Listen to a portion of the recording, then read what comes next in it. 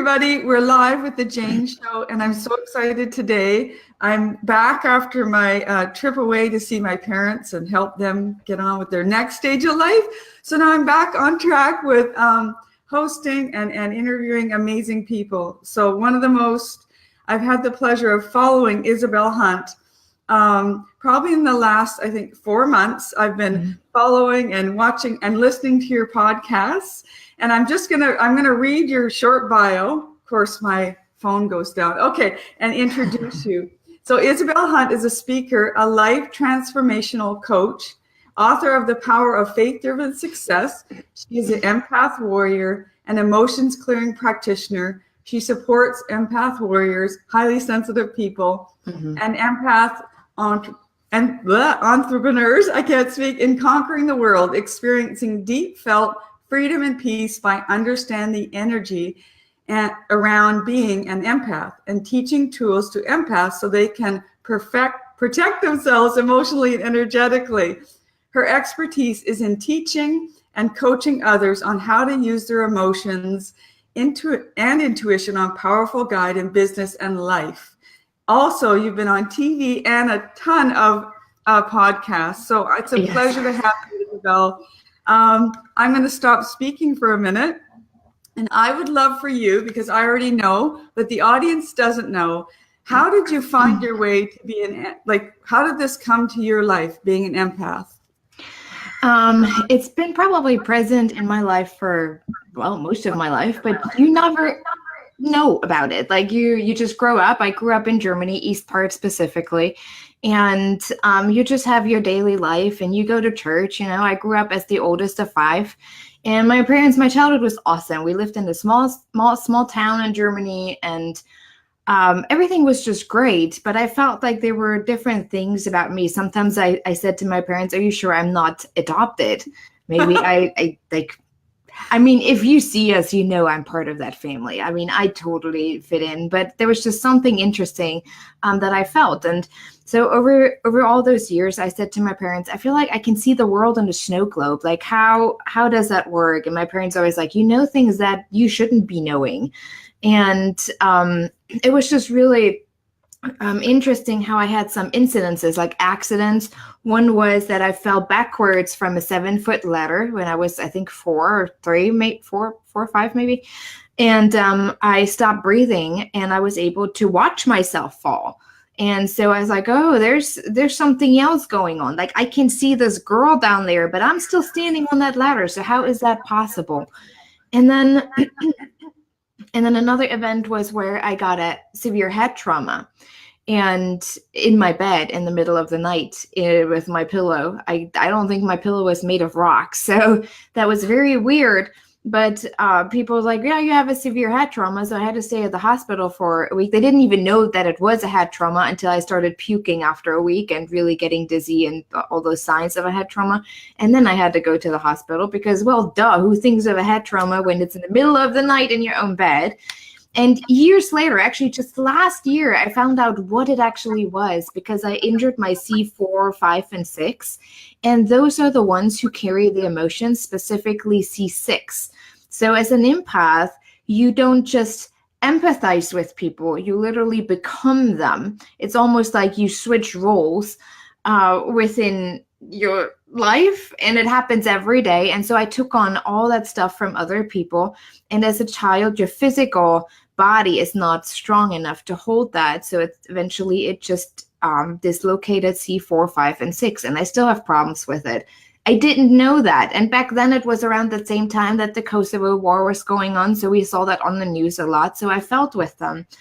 And I never really thought anything about it. And at 12 years old, I had this really vivid dream about almost like a prophecy that I was supposed to move to the US and be able, or I was supposed to stay, or the dream was about me standing on a stage and having to speak to thousands of people. And back then I was like, yeah, no, not happening, because my first language is German and I don't like English. There's no way I will ever do that.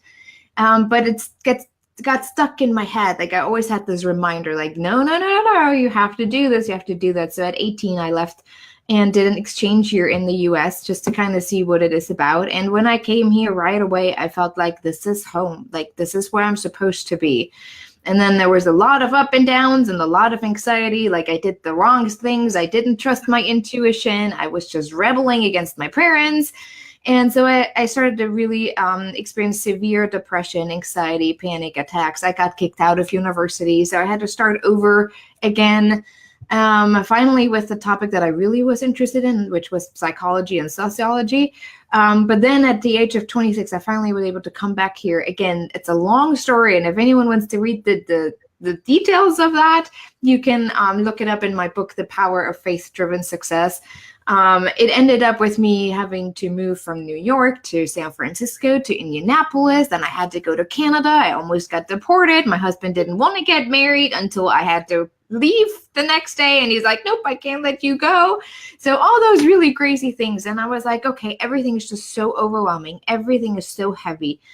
I didn't understand what was going on with me because I was able to read people very well. And it's, that where you sometimes feel like you have therapy on your forehead.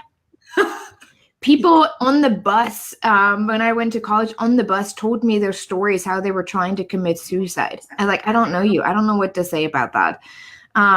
All those stories I heard throughout my whole life, and I don't know what to do with it. And why? Why me? I don't have therapy there.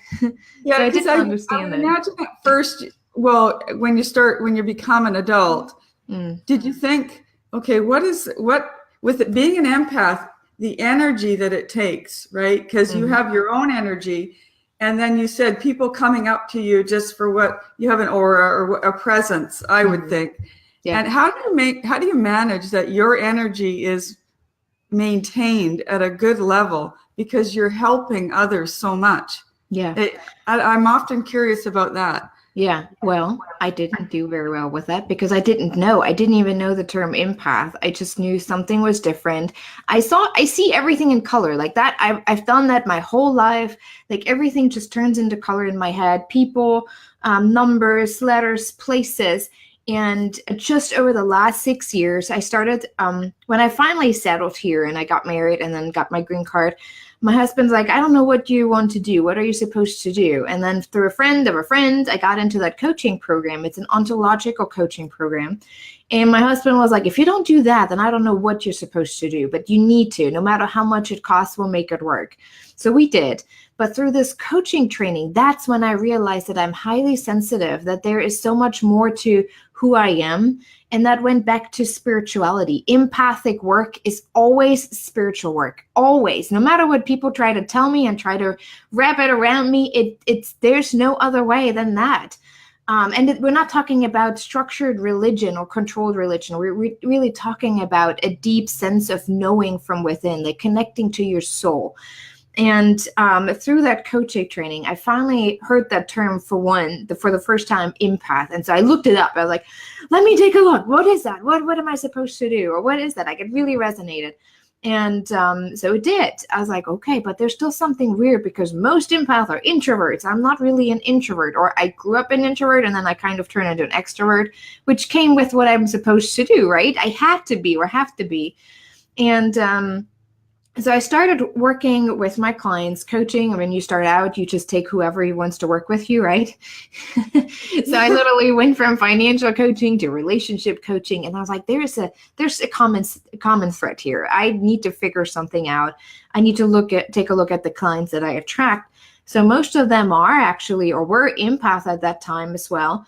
And so I was like, okay, it fits that niche, like really totally great. So I really sat down and studied, what does it mean to be an empath? I studied everything about energy. I started to understand that emotions is the basic, especially for empaths, not just for empaths, but for everyone in general. Like if we really want to see a change in our world, we have to develop emotionally.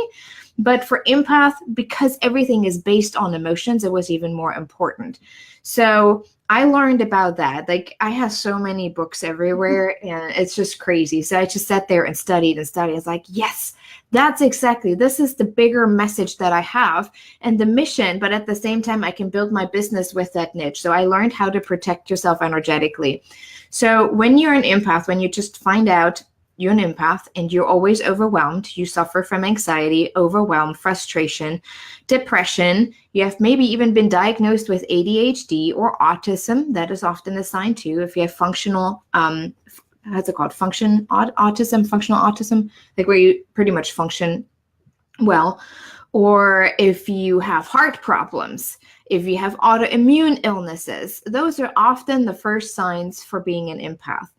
And so over time, the more you practice, the more you create awareness, and the more you implement certain activities and exercises, the more you become the observer. It's almost like you start to have like a bubble around you that doesn't keep you from connecting with other people, but it's almost like the Matrix, you know, where everything is slow motion. That's kind of how you start to experience it. Slow motion. You see the stuff from other people coming and you can kind of move out of it. You're like, oh yeah, no, I don't want to deal with that. Or let me just have that go back to you and I'll talk to you and help you through this, but I don't have to take it on. When you take on a lot of emotions or stuff from other people, you know that because you often have a lot of neck problems and shoulder problems.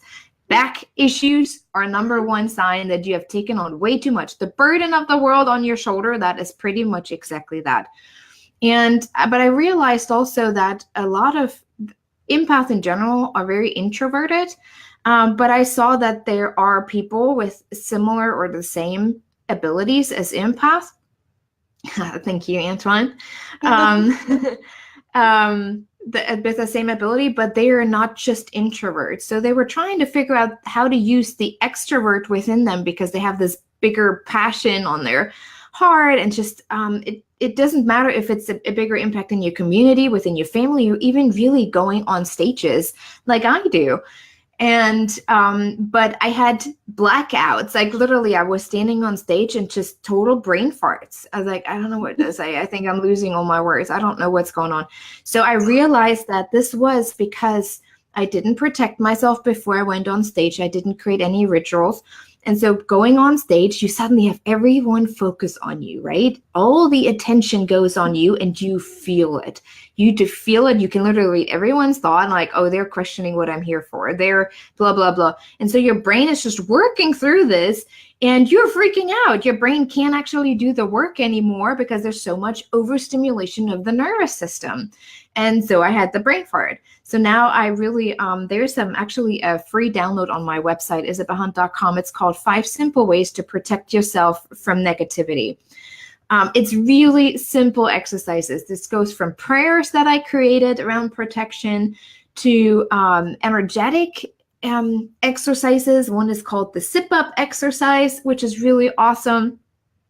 Or just being outside. There is a reason why people make fun of tree huggers, but I'm totally admitting to it. My son loves trees. Like every tree, he's like, Mom, the tree asked me if he can have a hug. And I was like, sure, go for it.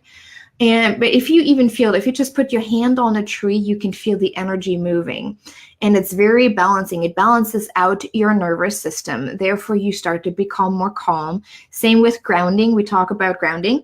Actually, underneath my desk, I have a grounding mat. Like I use that during coaching, during interviews, like anything, like my feet are on it because it helps me to really stay centered and not get overwhelmed. Because even now you have people reacting, commenting, viewing, people look at you and you feel the energy, right? I agree. You know, what's interesting about when you first entrepreneurs all have something very special and a gift. I think at a very young age.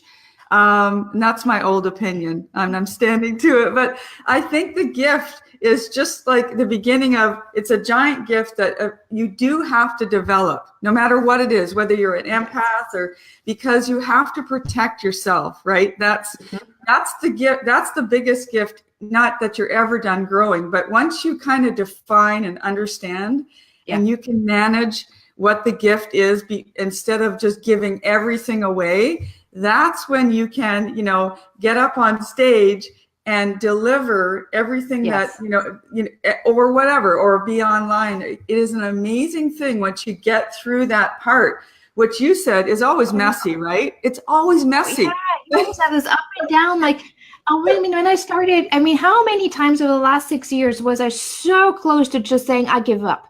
I don't want to do this crazy business stuff. I'm not an entrepreneur. And then it's almost like this voice, God's voice, like, but you have a message, you have a mission, you need to do this. Like, but I don't want to.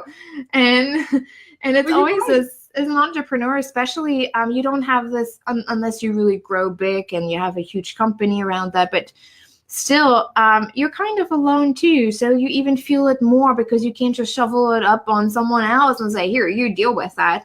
You still have to deal with it. And it's really interesting just to be able to balance as an entrepreneur, especially your emotional world. It's always an up and down, and you're like, I'm tired, I'm exhausted, I don't want to do this. Yeah, because it is so important to, like, I am a firm believer in understanding your energy and protecting it as you even, and we need to be mindful that as you grow, you're going to pivot in your business.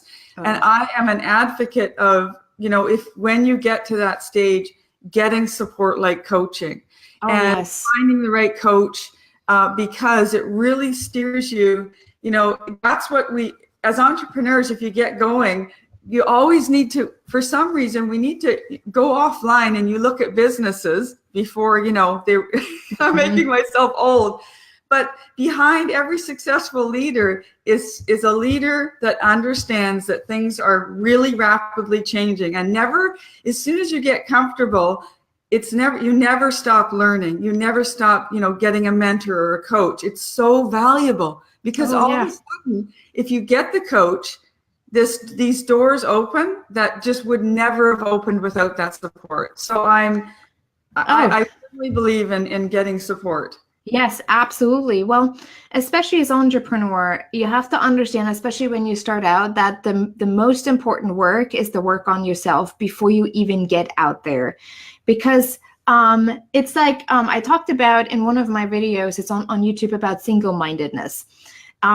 People who are double-minded, meaning if you just throw stuff out there like arrows, it might hit someone, but not necessarily. So what you thinking, what you believing about your capability and what you're sending out are two different things. What you feel and what you're sending out are two different things. And that energy is literally chaos that, like, if you imagine it, if your emotions and your thoughts are in alignment with what you know you're supposed to do, it goes straight out. If this is not the case, it goes like this. And people are trying to catch that energy and you're like, oh, I don't know what to do with it. And it just gets really chaotic, really exhausting and tiring. And for me, especially when you're not aware, your emotions can tell you so much. It's an instant guide right away. But we have created a system in our society that is where emotions are good or bad, or we just avoid them. We don't listen to them. We don't understand the spiritual meaning of emotions, because many, many years ago, that's where the spirituality was taken out of biology, because the church wanted to control the people. Emotionally, we still use that tactic in advertising and commercial, and it's working less and less well with younger generations because they see it. It's almost like they can pick up on if they're being manipulated. And so I have learned, especially starting out, I was literally behind every guru. Like, okay, they do it. I like how they do it. I should buy into that program. I wasted over $50,000 that I could have used differently because I always compared myself. I always did buy into programs, and this is the next big thing, and this is the next big thing. And so I started really tuning in now with myself and listening. Okay, what am I really feeling emotionally? What are questions that I can ask myself to reflect back to me, and what is really for me? Like, now people don't even have to sell me anything anymore. If I know this is for me, I say yes right away, no matter what the money investment is on this, and I make it work. If it's a no, then I will say no, it is not for me right now. But having that clarity gives you so much more freedom. Learning about that, it erases the up and downs, because you don't experience them as up and downs. You experience them as a guide. Oh yeah, wait, hey, I think I just got off my path a little bit. Let me get back to it. and you stop to compare yourself. It's almost like even though you're on your path and you don't get distracted, yet you impact so many more people because you're really you and you're showing up how you're supposed to show up in this world. And that is why I started to be so passionate about this topic. And like, people, you have to understand that if you really, truly want to change the world, it requires developing to be able to feel pain, to feel the joy of others, to feel your own joy, to be able to take other people's needs seriously. If you don't take your own needs seriously, you don't take other people's needs seriously. You just interpret and assume. And we know what assume means, right? I'm sure people have heard that before. And you know, the thing that and I think entrepreneurs, we need to be very mindful that this journey doesn't happen overnight. And I think, and time again, I know, even whether you've got a storefront or you're online, doesn't matter. There is a sense of, there's the patience, you've got to put in the time. There's years of, 3 to 5 to 7 years, really, truly, when by the time you get to that 5th or 7th year, if you have done the work, right, then you sort of, your business is really set up to go. Before that, it's okay that it's messy and you're figuring it out.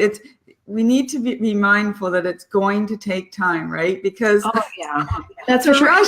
Even sometimes people say, I'm like, I made that much money in a year, and that is possible too. However, even if you see financial success, it doesn't mean that it stays that way. You always have to be still doing the work within to have it be sustainable. A lot of people experience a lot of really great things, or they are catching up on the newest trend and able to sell it really well. But when that trend is over, there's not much left. So if you do the internal work, you also always, like an elevator, you always continuing to grow, no matter what that changes. Your message, if you have a really big, literally like an umbrella message for your business, it doesn't matter what you sell underneath that message, as long as you can somehow bring both together and you still have a thriving business. If that groundwork is missing, again, you have that temporary success, and then when that trend is done, well, your business is done too. Well, okay, so now I'm just going to take a bit of time out to say hi to everybody, because there's a lot of people saying hello.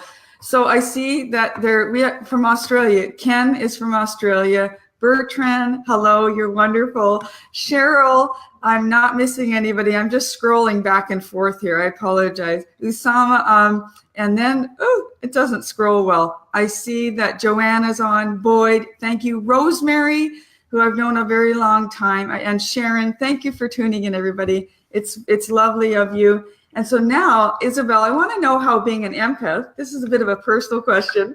Okay. How does being an empath in a family, like you're married, you have a son, how does that work? Right? We all are. Right? So tell me, just let us in a little bit of your personal world, how it works in your life. We all are, so that's a good thing. My husband is actually a nature empath. He's a naturopath and a certified master herbalist. And he's always out in nature, and he really connects outside with nature. So it's always funny when we go out on a date. I think if people would watch us, they would be like, I think they have marriage problems. They don't talk. Oh, you don't know what we're talking about, because we can actually read each other's mind. I think where we sometimes struggle, and I have to admit that about myself, is that I don't pay as much attention to my needs or his needs when I'm wrapped up in my work. So I have to really create a very clear balance between work and family life, because sometimes I just wrap it all together and I just assume that everyone around me knows what I'm doing, which is not the case. But then they feel left out. Well, I think, they're all part of it. So why are they not communicating that with me? So I think it's a really big balance act We have to take time for ourselves. We have strict rules like Friday after 1 o'clock or 2 o'clock, I usually don't work anymore, at least, especially not in the evenings. Weekends are all family time. But my son is also an empath, very highly sensitive. So there's a lot of emotions in our family, and which is actually good because of the work that I do, I can guide him through that. Like, I never ask him what is wrong. I always ask him, what do you need? And even at the age of 4, he gets it. Even when I get upset about something that's just in my head, or I'm just kind of frazzled about something, he looks at me, he's like, Mommy, what do you need? And he's 4. But because we've done it all, like, since he's been born, he understands the need, or he understands that it's okay to be sad. He knows that it's okay to be angry, but it is not okay to act on it, but he knows how to reflect on it. If we all, entrepreneur or not, family or not, whatever, the individual counts, if we all can understand more about our emotional system and what questions we can ask ourselves to move forward, we will take things less seriously or personally when we're being attacked, because usually it's just about the other person. We can reflect instead of react, and therefore create a more peaceful with each other, meaning we're able to create better solutions for certain issues and challenges that are arising. And that's how we treat it in our family. Are you aware of what you feel? What are the questions that you can ask yourself? Where do we have to improve? What do we have to change? And that is sometimes a bit of a balance act, especially when you do that work in your business. You just can't separate it. It's just always there. But it's also great because I can use it as an example, especially when I talk to moms or women at conferences, and I can use examples from my son. It's kind of nice. But it is interesting really to understand each other's needs. And one thing that really helped us through is the 5 love languages. My husband knows that my love language is affirmation, and my son's too. So my son is always asking for that affirmation, which is kind of cute. And my husband is more physical touch and quality time. So knowing that as well helps as an empath to bring that together and to have a stable family life within the business life too, because sometimes it can get chaotic, especially when you have visions like me. I mean, I really have prophetic visions, and I can see things, and I can read people's hearts literally. Like, my brain translates that into color, what I receive, and then I can see the message, because every color has a specific meaning and a specific message because of the frequency. So that can get a little messy again. And my vision is often much bigger than my husband's. He is really the introvert, but he has my back. For him, it gets a little overwhelming. He said before we married, I am the one who likes to see the corn grow. And I was like, I don't know if I can do that. But now I know I can, because I really enjoy just being out in nature, being by myself, the way I developed over time. So it makes perfect sense for me. But yeah, it's definitely a balance act. You have to be quite careful every single day, and I have to work on myself that too, because sometimes I do put my business before my family, because it's so mission driven that I forget the mission that I have for my family. So it's definitely a whole lot of awareness and being honest with myself too. Yeah, I think, and passion is, once, if your spouse or your other half or your family appreciates your passion, generally it does work out if you have conversations, right? Yes. That's always a good thing. So we're just going to wrap up, but what I want to know is what's next for you. If you can share something with us about what's exciting, or maybe what's a dream that you have that you're working on, or anything, just share with us what's next. What's next? Well, my son is finally at this age where I can get back into speaking more. I don't like traveling, but I know I have to. It's just one of the things that I need to do. But my really, really, really big goal is to eventually be on stage with Justin Bieber. Don't laugh. I don't listen to his music. I really love his spiritual journey. Oh, I think he's fabulous. Yeah, I wouldn't be surprised if at some point he is actually turning his music into something different. But I really want to connect with him, not of a celebrity. I have really, I mean, he is what, like 12 years younger than me or something. So there's definitely not a crush there, but It's just a spiritual journey, and he's going to attract the younger generations that want to know more about what is it that you went through. And I know with the message that I have, I can speak even more life into them. And so that's my big dream. I don't know when this is going to happen, but people say, knowing you, it's going to happen, because everything is like that with you. And it's like, I don't know, but we'll see. It's going to be good. I already sent him my book. So it's so funny. I sent it to his manager, and I wrote really big with red, business, not fan, business. And so hopefully he got it. I don't know if he did. Well, he's our Canadian boy. And actually, yes, you're right. He has found a different way in life that he's sharing with the world. And it's going to be, as usual, he will be amazing at it. And I hope, and I know that I'm very excited and honored that you came on to talk today with us. I'll put all your links below for everybody in the comments and also above. And I appreciate you taking the time. I'm looking forward to your journey. I'm very excited. And again, I love you so much. Thank you for coming on today. Thank you so much for having me. It's been so fun. I've been looking forward because I love your energy. It's always out there and always empowering. And I just love it. So I was like, yay, Sharon got it. Oh, well, thank you. Thank you for both of you for reaching out to me. Again, I look forward to your future. It's going to be amazing. And everybody that watched today, thank you so much. I really appreciate you guys coming on. Have a great day, everybody. Make it a good one. Tell somebody you love them, right? Why not? That's right. Here, like this, right? Like That's this. right. Yes. See ya. Bye.